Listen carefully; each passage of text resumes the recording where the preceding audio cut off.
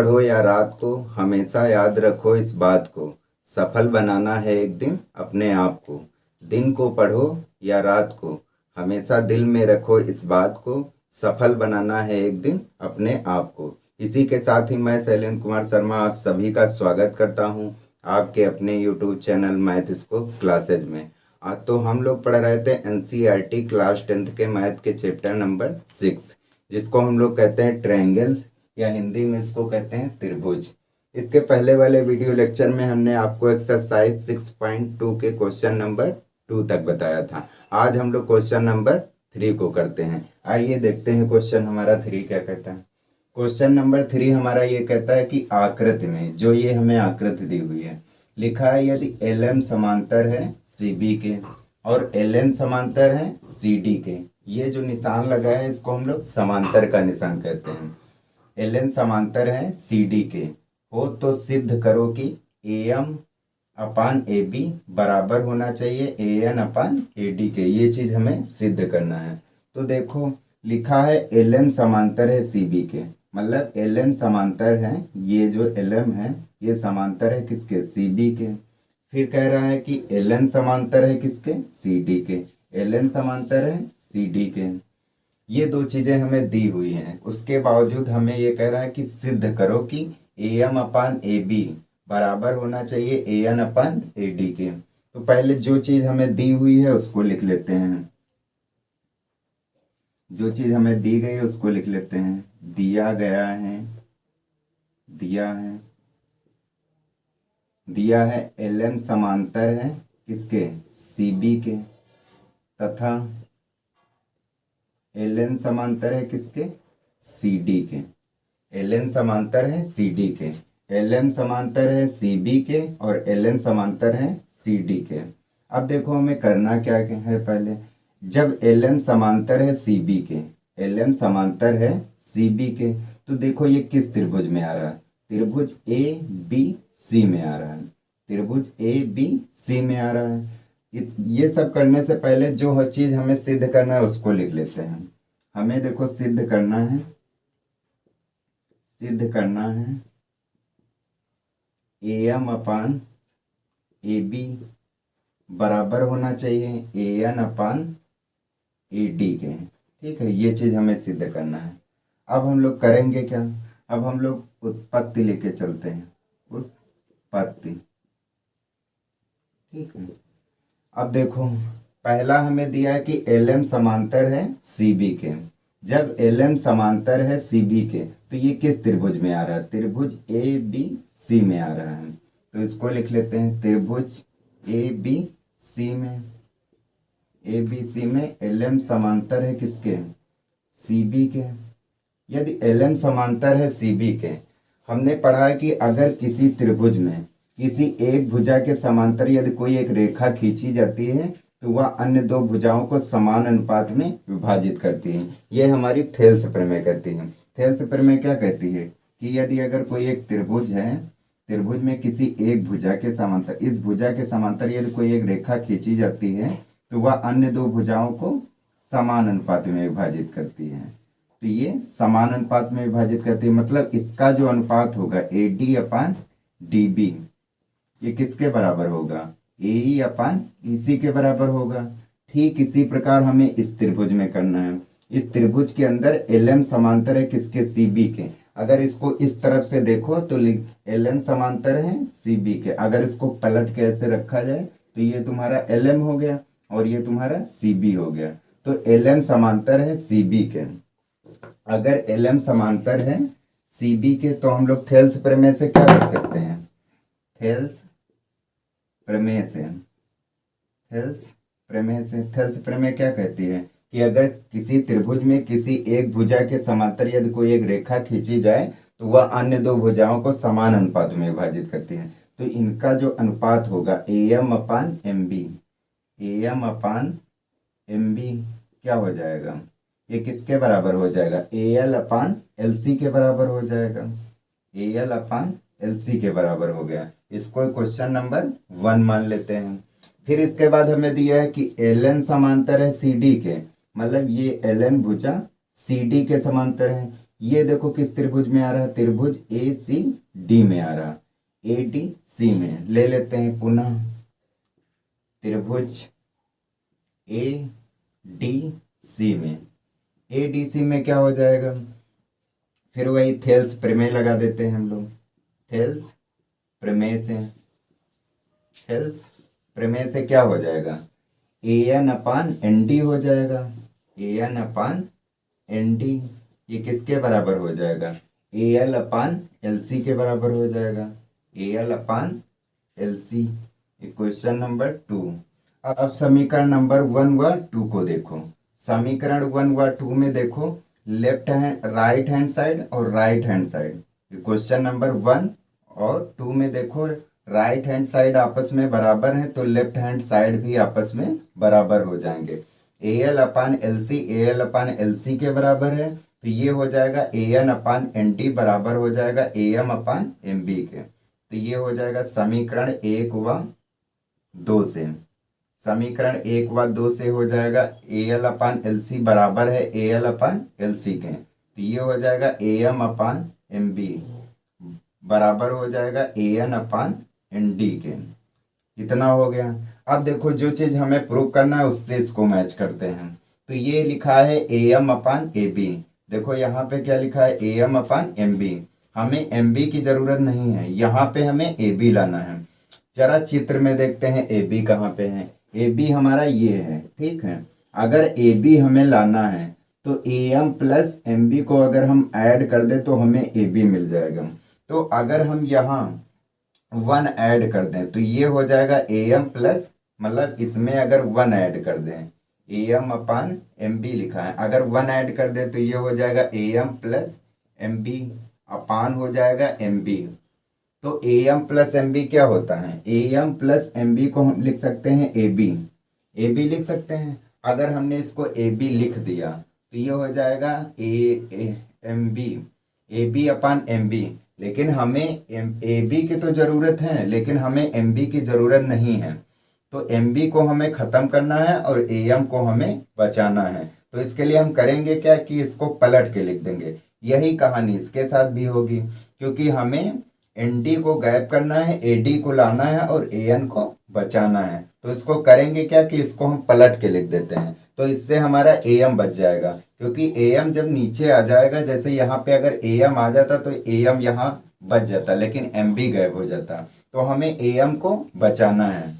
तो उसके लिए हम करेंगे क्या, इसको पलट के लिख देते हैं। तो अगर इसको पलट के लिखेंगे तो ये हो जाएगा M B upon A M और ये हो जाएगा N D upon A N, ठीक है। अब हम दोनों साइड 1 जोड़ देते हैं।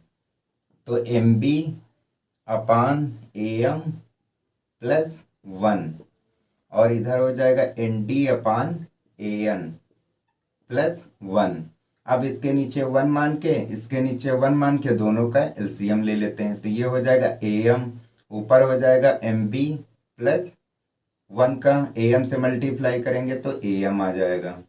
ये हो जाएगा N D plus A N upon हो जाएगा ए एन, ठीक है। अब M B plus A M को क्या लिख सकते हैं, M B plus A M को हम लिख सकते हैं ए बी। तो इसकी जगह पे हम लोग ऊपर ए बी लिख देते हैं। तो ये ए बी अपान ए एम हो जाएगा। ये N D plus A N को क्या लिख सकते हैं, N D plus A N को हम लोग ए डी लिख सकते हैं। तो ए डी हो जाएगा ए डी अपान ए एन, ठीक है। अब देखो हमें जो चीज़ प्रूव करनी थी उससे मैच करते हैं। तो ये दिया है A M upon A B, A N upon N D. देखो इसमें क्या दिया है, ए बी अपान ए एम दिया है। इसको पलट के लिख देते हैं। तो ये हो जाएगा A M upon A B और ये हो जाएगा A N upon A D, A N upon A D हो जाएगा। तो ये चीज़ आपकी प्रूफ हो गई। यही चीज़ हमें सिद्ध करना था। फिर से आपको एक बार हम क्वेश्चन को समझा देते हैं। हमें दिया था कि एक आकृति दी हुई थी, इसमें हमें दिया था कि एल एम समांतर है सी बी के। ये मतलब एल एम भुजा सी बी के समांतर है। हमने थेल्स प्रमेय पढ़ी है कि अगर किसी त्रिभुज में, अगर कोई एक त्रिभुज है, किसी त्रिभुज में एक भुजा के समांतर, मान लिया बीसी भुजा के समांतर यदि कोई एक रेखा खींची जाती है, मान लिया डी रेखा खींची दी है, हमने अगर डी रेखा खींच दिया तो वह अन्य दो भुजाओं को समान अनुपात में विभाजित करती है। मतलब इस भुजा ए बी और भुजा ए सी का जो अनुपात होगा वो ये होगा A D upon D B, ये बराबर होगा ए ई अपान ई सी के। इन दोनों का अनुपात बराबर होगा। ये चीज हमें लेके चलना है। तो ठीक इसी प्रकार हमने किया। इसमें हमें दिया था कि एल एम समांतर है किसके, सी बी के। अगर एल एम समांतर था सी बी के तो ये किस त्रिभुज में आ रहा था, ए बी सी में आ रहा था। तो अगर ए बी सी में आ रहा था तो हमने थेल्स प्रमेय लगाई, तो ये हो जाएगा A M upon M B और ये हो जाएगा A L upon L C के बराबर हो जाएगा। ठीक इसी प्रकार हमने सेकेंड वाला दिया था कि एल एन समांतर है सी डी के। एल एन अगर समांतर है सी डी के तो ये त्रिभुज किस में आता है, त्रिभुज ए डी सी में आता है। तो थेल्स प्रमेय से क्या हो जाएगा, A N upon N D बराबर होगा ए एल अपान एल सी के। अब दोनों क्वेश्चन में अगर राइट हैंड साइड आपस में बराबर है तो लेफ्ट हैंड साइड भी आपस में बराबर हो जाएंगे। तो ये हो गया A M upon M B बराबर हो जाएगा A N upon N D के।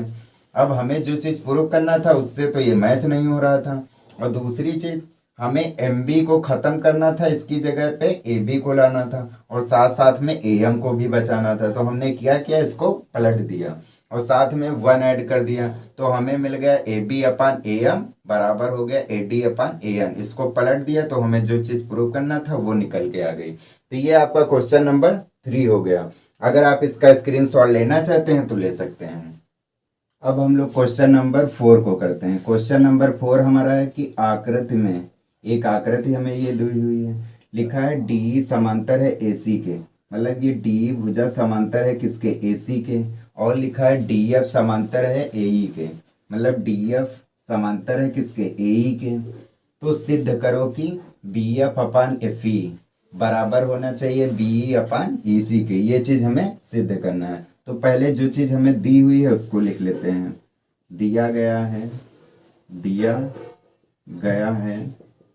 क्या दिया है कि डी समांतर है किसके, एसी के, तथा डी एफ समांतर है किसके, डी एफ समांतर है एई के। अब जो चीज हमें सिद्ध करना है उसको लिख देते हैं। सिद्ध करना है क्या सिद्ध करना है, B F upon F E बराबर होना चाहिए बी अपान ई सी के। ठीक है। अब हम लोग उत्पत्ति हेडिंग डाल देते हैं, उत्पत्ति। अब देखो जो चीज हमें दी गई है उस पर फोकस करते हैं। लिखा है कि डी समांतर है एसी के। तो ये डी भुजा एसी के समांतर है। तो ये किस त्रिभुज में आ रहा है, त्रिभुज ए बी सी में आ रहा है। हमने पढ़ा है थेल्स प्रमेय। थेल्स प्रमेय क्या कहती है कि अगर किसी त्रिभुज में अगर ये भुजा है, इस भुजा के समांतर यदि कोई एक रेखा डी खींची जाती है तो वह अन्य दो भुजाओं को समान अनुपात में विभाजित करती है। तो पहले हम लिखेंगे कि त्रिभुज ए बी सी में डी समांतर है किसके, एसी के। अगर डी समांतर है एसी के तब हम लोग थेल्स प्रमेय लगाएंगे। अगर इधर से देखो इस तरफ से, ये इसका आधार हो गया, ये पूरा एक त्रिभुज बना है। अगर इधर से इसको लिखोगे तो क्या हो जाएगा, बी अपान ईसी हो जाएगा और ये B D upon D A हो जाएगा। तो थेल्स प्रमेय से इधर लिखते हैं, थेल्स प्रमेय से क्या हो जाएगा कि मतलब डी समांतर है किसके, डी समांतर है एसी के। तो ये हो जाएगा क्योंकि एसी भुजा के समांतर डी है तो ये हो जाएगा बी अपान ईसी बराबर हो जाएगा B D upon D A के। ये हो जाएगा B D upon D A के। इसको क्वेश्चन नंबर 1 मान लेते हैं। अब हम लोग इसको लेके चलते हैं कि डी एफ समांतर है एई के।